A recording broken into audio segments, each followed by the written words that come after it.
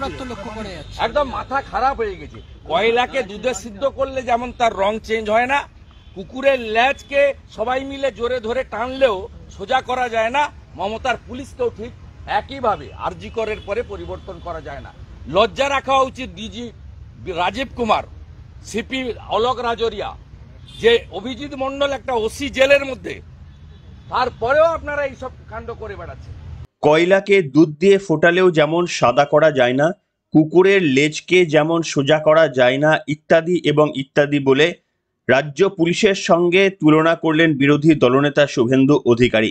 এবং পশ্চিমবঙ্গে বিগত কয়েকদিন ধরে, বা বলা ভালো মমতা বন্দ্যোপাধ্যায়ের জমানায় যেভাবে পুলিশের আচরণ আমরা লক্ষ্য করেছি, কোথাও গিয়ে আমরা ভুলে গিয়েছি যে তৃণমূলের ক্যাডারদের সঙ্গে আমাদের এই রাজ্য পুলিশের একটা অংশের ঠিক কতটা তফাৎ রয়েছে। এই যে আসন্ন উপনির্বাচন রয়েছে, সেই উপনির্বাচনের দিনগুলিতে আরও একবার আমরা লক্ষ্য করতে পারবো পুলিশের ভূমিকাটা ঠিক কিরকম থাকবে, এবং তৃণমূল কংগ্রেসকে জেতানোর জন্য তারা কতটা মরিয়া হয়ে উঠবেন সেটাও আমরা লক্ষ্য করব এই আগামী কয়েকদিনের মধ্যে যে উপনির্বাচন অনুষ্ঠিত হবে। কিন্তু আজকের পর্বের বিষয় অন্য কিছু।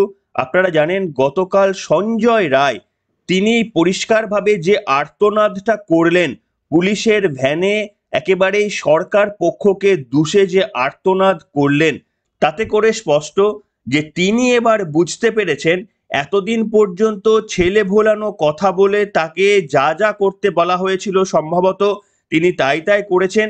আর যখন চার্জশিট গঠন হয়ে বিচার প্রক্রিয়া শুরু হতে চলেছে, যখন ফাঁসির দড়ি কার্যত তার গলায় চেপে বসে এসেছে, তখন তিনি বুঝতে পেরেছেন যে চাচা আপন প্রাণ বাঁচা। কিন্তু অনেকটা দেরি হয়ে গেল নাকি? সঞ্জয় রায়ের পরিণতিও যে ধনঞ্জয়ের মতো হতে চলেছে সেটাও কি অনেকটা পরিষ্কার হয়ে যাচ্ছে নাকি? আর এই আতঙ্ক থেকেই গতদিনে তার আর্তনাদ, এবং বিরোধী দলনেতা শুভেন্দু অধিকারী তার এই আর্তনাদ শুনে একটা সাজেশন দিলেন। সুপ্রিম কোর্টে যে মামলা চলছে, সরকার পক্ষ বাদ দিয়ে বাকি যে সমস্ত উকিলরা রয়েছেন তাদেরকে একটি বিশেষ পরামর্শ দিলেন বিরোধী দলনেতা শুভেন্দু অধিকারী।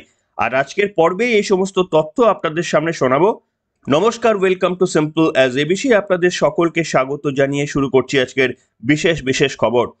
প্রথমেই আপনাদের যেটা শোনাতে চাইবো, আপনারা ইতিমধ্যেই প্রায় মুখস্থ হয়ে গিয়েছে বিভিন্ন মিডিয়ায় শুনে শুনে, তাও আপনাদের শোনাবো যে গতকাল সঞ্জয় রায় শিয়ালদা কোর্ট থেকে যখন বেরিয়ে আসছিলেন পুলিশের ভ্যানে, তখন তার যে আর্তনাদ, একেবারেই প্রিজন ভ্যান থেকে যে বক্তব্য তিনি বললেন, সরকার আমাকে ফাঁসাচ্ছে, ডিপার্টমেন্ট আমাকে ফাঁসানোর চেষ্টা করছে, আমি কিন্তু রেপ এবং মার্ডার করিনি, আমার কথা কেউ শুনছে না, সরকারই আমাকে ফাঁসাচ্ছে, এতদিন চুপচাপ ছিলাম।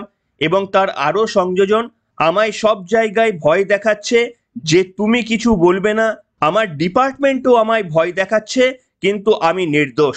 একেবারে অনর্গল এই শব্দবন্ধগুলো বলে গেলেন। যেটুকু সময় পেলেন, জানেন তিনি সময় খুব অল্প, প্রিজন ভ্যান খুব দ্রুত চলে যাবে, তার বক্তব্যগুলো তিনি বলতে পারবেন না জেনে একেবারে এক নিঃশ্বাসে এই বক্তব্যগুলো বলে গেলেন। সিবিআই এর চার্জশিটে থাকা একমাত্র দোষী সঞ্জয় রায়। শুনুন তার বক্তব্য।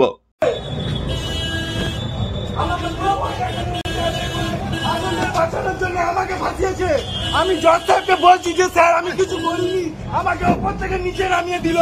এটা কি কোনো ন্যায়? এটা ভারত সংবিধানের ন্যায়? আমি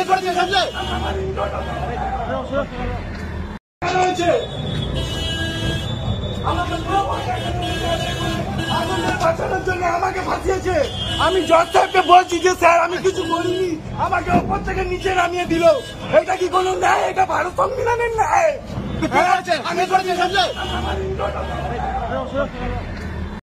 শুনলেন বন্ধুরা, একেবারে এক নিঃশ্বাসে তিনি জানেন সময় অতি অল্প।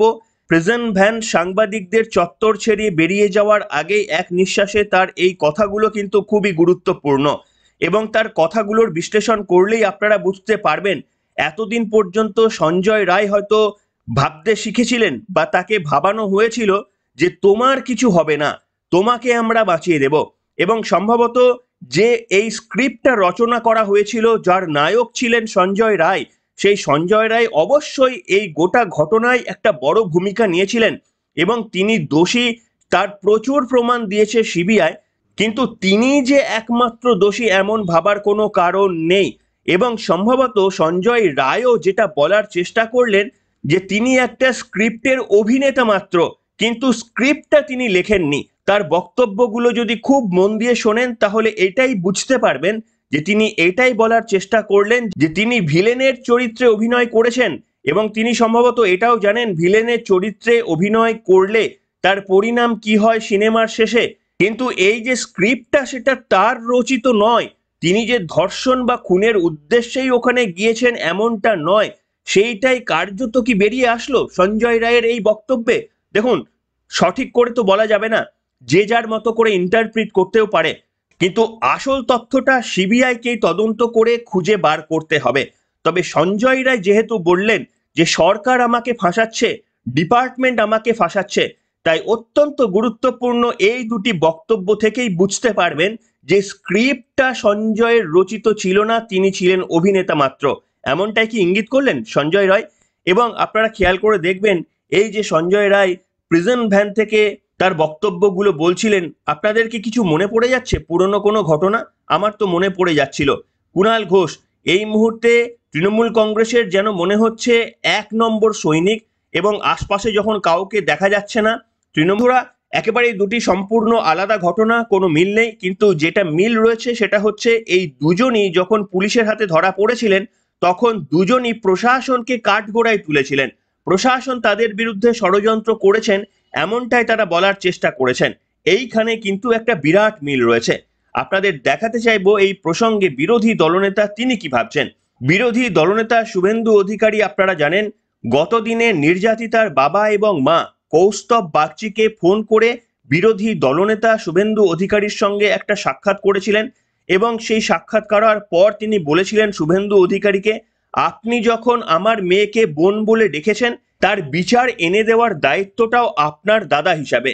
একেবারে মর্মস্পর্শী কথা বলেছিলেন নির্যাতিতার বাবা মা, যে আন্দোলন থেকে সিপিএম কার্যত বিজেপিকে দূরে সরিয়ে রেখে দিয়েছিল, সেখানে নির্যাতিতার বাবা মা অন্তত বুঝতে পেরেছেন যে লড়াইটা যখন প্রশাসনের বিরুদ্ধে, একজন ধর্ষককে যখন আড়াল করার চেষ্টার অভিযোগ উঠছে প্রশাসনের বিরুদ্ধে, তখন অরাজনৈতিক এই আন্দোলনটা কার্যত প্রশাসনকে সুবিধা করে দেবে।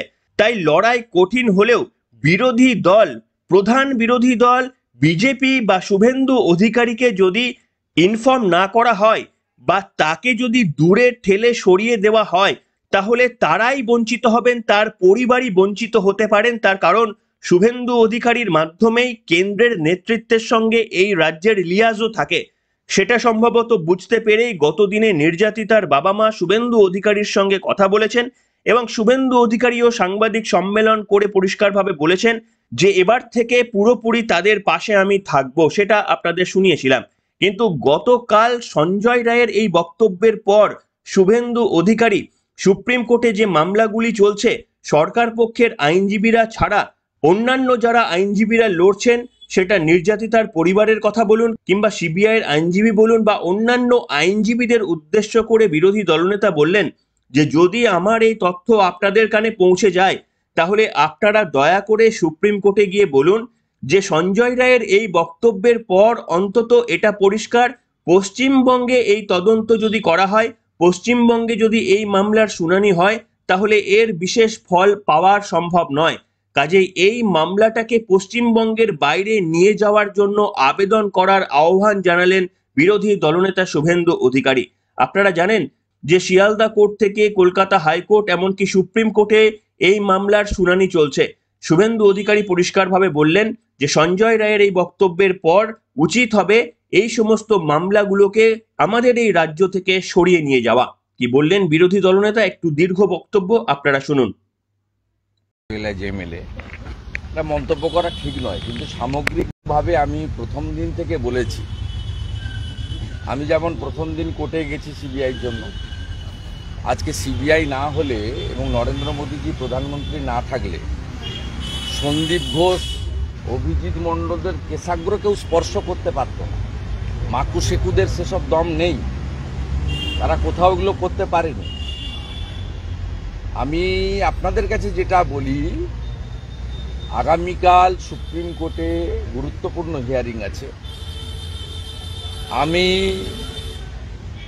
অভয়ার পক্ষের আইনজীবী, সরকার পক্ষের আইনজীবী মানে কেন্দ্রীয় সরকারের ইউনিয়ন, সিবিআইর আইনজীবী, এছাড়াও অনেকগুলি ডক্টর অর্গানাইজেশনকে যারা রিপ্রেজেন্ট করেন, যারা ধর্ষকদের এবং প্রমাণ লোপাটকারীদেরকে গার্ড করতে চাইছেন, তাদের লয়ারদের কথা আমি বলছি না, মিস্টার সিব্বল সহ 21 জনের কথা বলছি না। তাদের বাইরে যারা আছেন তাদের কাছে আমার একটাই আবেদন হবে, যদি পৌঁছাতে পারে আমার কথা, সেটা হলো মামলাটা পশ্চিমবঙ্গের বাইরে নিয়ে যান। পশ্চিমবঙ্গের বাইরে মামলাটা নিয়ে যান, তাহলে সত্য উদ্ঘাটিত হবে, অভয়ার পরিবার শান্তি পাবে, অভয়ার আত্মা বিচার পাবে, শান্তি পাবে। পশ্চিমবাংলার জনগণ তো গোটা ভারতবর্ষের জনগণ যারা I want justice, we want জাস্টিসের পক্ষে লড়ে যাচ্ছেন, বলে যাচ্ছেন, তারা প্রত্যেকেই খুশি হবেন। এবং আমি অনুরোধ করব যে সুপ্রিম কোর্ট বিষয়টি বিবেচনা করে পশ্চিমবঙ্গের বাইরে নিয়ে যান। কারণ এই পশ্চিমবঙ্গে ব্যাংক ফ্রডের আসামি ইডি যাকে ধরেছিল, তিনি 15 মাসেই এসএসকেএমের উডবান ওয়ার্ডে কাটিয়েছেন, সমস্ত আরাম করেছেন। কালীঘাটের কাকুর ছবি আপনারা দেখিয়েছেন, তিনি ঘরের পোশাক পরে চা খাচ্ছেন, আরাম করছেন, টিভি দেখছেন। আপনারা তৃণমূলের নেতাদের, বড় বড় নেতাদেরকে আপনারা দেখেছেন অনুব্রত মণ্ডলের মেডিকেল রিপোর্টকে কিভাবে ম্যানুফ্যাকচার করা হয়েছে। এবং আপনারা নিজেরা যে জানেন যে পার্থ চ্যাটার্জি সহ সমস্ত ভেটারেন চোরেরা যারা এখনো জেলে আছে, তারা যেদিন যা খেতে চায় সেই খাওয়ার জেল কর্তৃপক্ষ পৌঁছে দেয়। অতএব এখানে জেলার সুপার, ডাক্তার, সরকার, পুলিশ সব মিলেমিশে একাকার। স্বাভাবিকভাবে এখানে বিচার হতে পারে না। যে প্রশ্নচিহ্ন আজকে অ্যাকিউজড তুলে দিল, এর সমাধান তখনই হতে পারে যদি রাজ্যের বাইরে নিয়ে গিয়ে প্রপারলি ইনভেস্টিগেশন এবং আজকের ঘটনার পরে আবার হেফাজতে নিয়ে তার কাছ থেকে প্রপারলি ইন্টারোগেশন করে সুপ্রিম কোর্টে রিপোর্ট জমা করিয়ে সুপ্রিম কোর্টের মনিটরিংয়ে সিবিআইকে ডাইরেকশন দিয়ে প্রপারলি কিছু করা যায়। আপনাদেরও কি মনে হয় বিরোধী দলনেতা যে কথা বললেন তার সঙ্গে কি আপনারা সহমত পোষণ করছেন? আপনাদের মন্তব্য লিখে জানাতে পারেন। তবে দেখুন, অনেকেই আবার অভিযোগ করছিলেন যে ঘটনার 27 দিন পর সিবিআই যে প্রথম চার্জশিট জমা দিয়েছে এবং চার্জশিট পেশের 28 দিনের মাথায় ওই মামলার চার্জ গঠন সম্পন্ন হয়েছে, তারপরেই কিন্তু বিচার প্রক্রিয়া শুরু হয়েছে। এবং আপনাদের জ্ঞাতার্থে বলছি, আদালত জানিয়েছে যে আগামী 11ই নভেম্বর থেকে, অর্থাৎ কার্যত প্রায় 1 সপ্তাহ খানেক পর থেকেই ওই মামলার বিচার প্রক্রিয়ার শুনানি হয়ে যাবে এবং শুনানি রোজ চলবে, ছুটির দিন ছাড়া রোজ শুনানি চলবে। অর্থাৎ অত্যন্ত গুরুত্ব দিয়ে সেই শুনানি চলবে এবং সঞ্জয় রায়কে কি ধরনের সাজা দেওয়া হয়, তার ফাঁসির সাজা হয় কিনা, সেই দিকেই কিন্তু গোটা পশ্চিমবঙ্গবাসী, ভারতবাসী, এমনকি বিশ্বের কোণের কোণের সমস্ত বঙ্গবাসীরা তার প্রতীক্ষায় থাকবেন। তবে অনেকেই বলছেন, বারবার এই তথ্য উঠে আসছে যে সিবিআই কেন সঞ্জয়কে একমাত্র দোষী সাব্যস্ত করলেন। তার কারণ এই ঘটনার বিবরণ শুনে পশ্চিমবঙ্গের একটা বিরাট অংশের মানুষ মনে করেছেন, এবং সেটা হওয়ার সম্ভাবনাই হয়তো সব থেকে বেশি, যে একার দ্বারা এত বড় একটা ক্রাইম সেটা হওয়া সম্ভব ছিল না। এর মধ্যে ডেফিনেটলি একাধিক ব্যক্তির জড়িত থাকার সম্ভাবনা রয়েছে। যখন এই রকম প্রত্যেকটা মানুষের মনে এই তথ্য বসে গিয়েছে, তখন কেন সিবিআই শুধুমাত্র সঞ্জয়কেই ধনঞ্জয় বানানোর চেষ্টা করছেন, এই প্রশ্নটা কিন্তু এমন নয় যে বাম সমর্থিত যারা মানুষরা রয়েছেন তাদের মনের মধ্যে শুধু উঠছে। এমনকি বিজেপির যারা সমর্থক তারাও কিন্তু এই প্রশ্ন তুলছেন, হয়তো জেনে যে সিবিআই এর বিরুদ্ধে প্রশ্ন তুললে কার্যত এটা কেন্দ্রীয় সরকারের দিকে আঙুল তোলা হয়, এটা জানার পরেও কিন্তু নিজেদের নিরপেক্ষতা বজায় রেখে অনেকেই প্রশ্ন করছেন সিবিআই এর চার্জশিটে শুধুমাত্রই সঞ্জয়ের নাম, এটা মেনে নেওয়া যাচ্ছে না।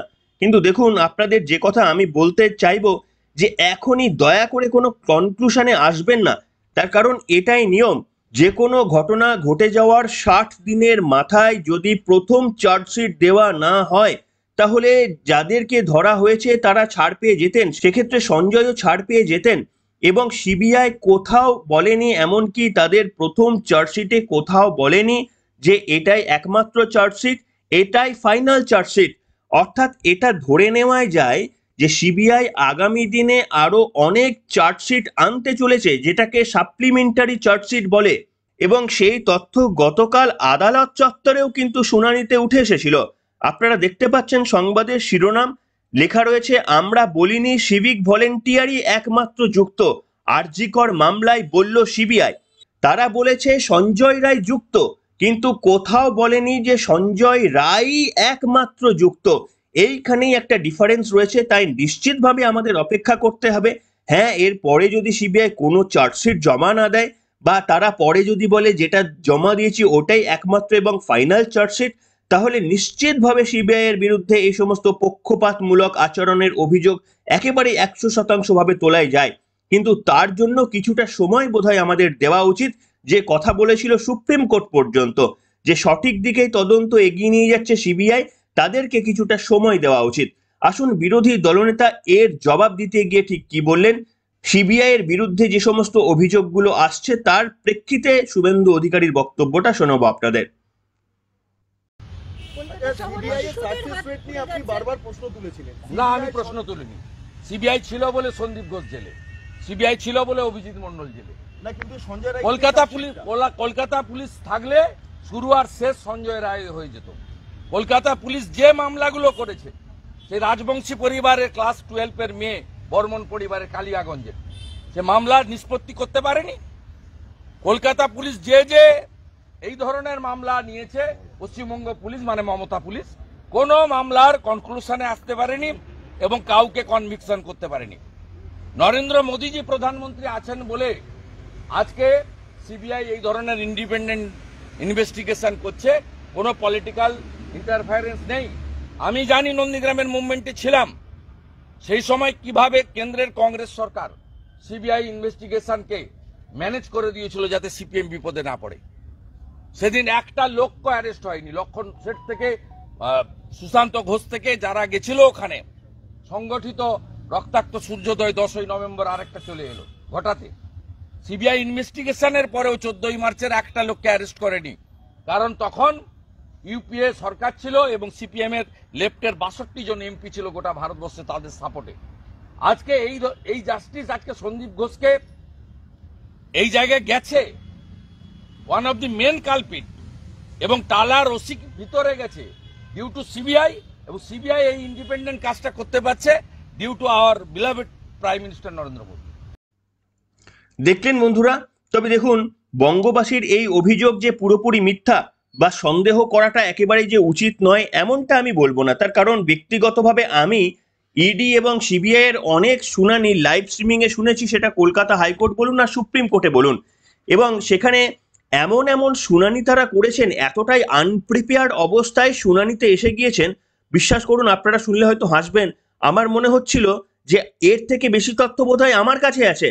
আমি যদি শুনানিতে উপস্থিত থাকতাম সম্ভবত এর থেকে আরো দু একটা বেশি তথ্য আমি দিতে পারতাম। এইরকম অযোগ্যতার পরিচয় দিয়েছে ইডির বিভিন্ন আধিকারিকরা, এবং এ নিয়ে কলকাতা হাইকোর্টের বিচারপতিদের ভৎসনার শিকার পর্যন্ত তারা হয়েছে। তাই নিশ্চিতভাবে যতই সিবিআই এর ওপর আস্থা থাকুক না কেন, পশ্চিমবঙ্গবাসীর যা অভিজ্ঞতা তা থেকে সিবিআই এর ওপর 100% ভরসা করার কোনো যুক্তি অন্তত আমি খুঁজে পাই না। যাই হোক, তবে আপনাদের দেখাবো যে এই যে শুভেন্দু অধিকারীকে হঠাৎ করে নির্যাতিতার বাবা মা ডাকলেন, এই যে আরজি করের যে গোটা আন্দোলন চলছিল সেখানে কংগ্রেস বলুন আর বিজেপি বলুন সকলেই গো ব্যাক স্লোগান শুনেছিলেন। সিপিএম একমাত্র দল যারা গো ব্যাক স্লোগান শোনেননি। অনেকেই বলছিলেন জুনিয়র ডাক্তারদের এই আন্দোলনে পিছন থেকে হাত রয়েছে সিপিএম এর। তাহলে শুভেন্দু অধিকারীর সঙ্গে নির্যাতিতার বাবা মায়ের দেখা করার পর কি সিপিএম কিছুটা ব্যাকফুটে চলে গেল? এই প্রশ্নটা শুভেন্দু অধিকারীকে যখন করা হয়েছিল তার উত্তরে তিনি কি বলেছিলেন শুনুন আপনারা। এরা বলছে যে এই যে ঘটনা ওদের কথা বলে লাভ নেই, ওদের কথা বলে লাভ নেই। আমি কালকেই পরিবারের কাছ থেকে শুনে এসেছি, পরিবার বলেছিল বিকাশবাবু আপনি হাইকোর্টটা দেখুন, সুপ্রিম কোর্টটা আমরা অন্য লয়ার দিচ্ছি। বিকাশবাবু বলেছেন আমি দেখলে দুটোই দেখবো, নইলে কোনোটাই দেখবো না। এই যাদের অ্যাটিটিউড ওদের কথা বলবেন না। ওদের একটাই পয়েন্ট ছিল কাশ্মীর মাঙ্গে আজাদি, এই স্লোগান স্বামী বিবেকানন্দের পুণ্যভূমি কলকাতাতে তুলে ধরা। নেতাজি সুভাষচন্দ্র বসু, ডক্টর শ্যামাপ্রসাদ মুখার্জির কর্মভূমিতে যে কর্পোরেশনের মেয়র ছিলেন সিআর দাসের মতো লোকেরা, এখানে কাশ্মীর মাঙ্গে আজাদি এই স্লোগানটা এই তালে গোলে তুলে দেওয়া দরকার ছিল, ওইটা ওরা তুলে দিয়েছে। এদের কথা না বলাই ভালো। এবং এই আন্দোলনের তীব্রতা, উচ্চতা সবকিছু গ্রাফটাকে নিচের দিকে নামানোর মূলে এই দেশ বিরোধী শক্তি শেকু এবং মাকু। শুভেন্দুদা নৈহাটি শুনলেন বন্ধুরা, তিনি বললেন যে বিকাশ রঞ্জন ভট্টাচার্যকে যখন রিকোয়েস্ট করা হয়েছিল যে আপনি হাইকোর্টটা দেখুন, সুপ্রিম কোর্টের জন্য আমরা অন্য লয়ার নিয়ে এসেছি, কিন্তু বিকাশ রঞ্জন ভট্টাচার্য বলেছিলেন দিলে আমাকে দুটোই দিন, না হলে কোনোটাই দেবেন না। দেখুন, আমি ব্যক্তিগতভাবে যদি জিজ্ঞাসা করেন এর মধ্যে কোনো আপত্তি দেখছি না। তার কারণ বিকাশ রঞ্জন ভট্টাচার্য তিনি যদি হাইকোর্টে গিয়ে লড়াই করতে পারেন, তিনি সুপ্রিম কোর্টে গিয়েও ওই একই মামলায় লড়াই করতে পারবেন। এবং যেহেতু পড়াশোনাটা একই করতে হবে, তাই দুই কোর্টে লড়াই করতে তার হয়তো অনেকটা সুবিধা হতে পারে, সেই দিক থেকে হয়তো তিনি বলতে পারেন। এ নিয়ে আমার কোনো আপত্তির কিছু নেই, কিন্তু বিরোধী দলনেতা তার বক্তব্যটা আপনাদের শোনালাম। এবং আপনারাই বলুন, এই যে সঞ্জয়কে একা ধনঞ্জয় বানানোর চেষ্টা করা হচ্ছে, অনেকেই অভিযোগ তুলছেন, তবে সবাই বলছেন যে এটাই ফাইনাল চার্জশিট নয়, আমাদের অপেক্ষা করতে হবে। আপনারাও কি মনে করেন শেষ পর্যন্ত এই একজনই ধনঞ্জয় হয়ে যাবে, বাকিরা ছাড়া পেয়ে যাবে? এই এতদিনের আন্দোলন, রাত জাগো দিন জাগো কি সবই ব্যর্থ হবে? এই প্রশ্নটা রেখেই আজকের পর্ব আপনাদের কাছে শেষ করলাম। আপনাদের উত্তরের অপেক্ষায় থাকলাম। এখনকার মতো এখানেই শেষ করলাম।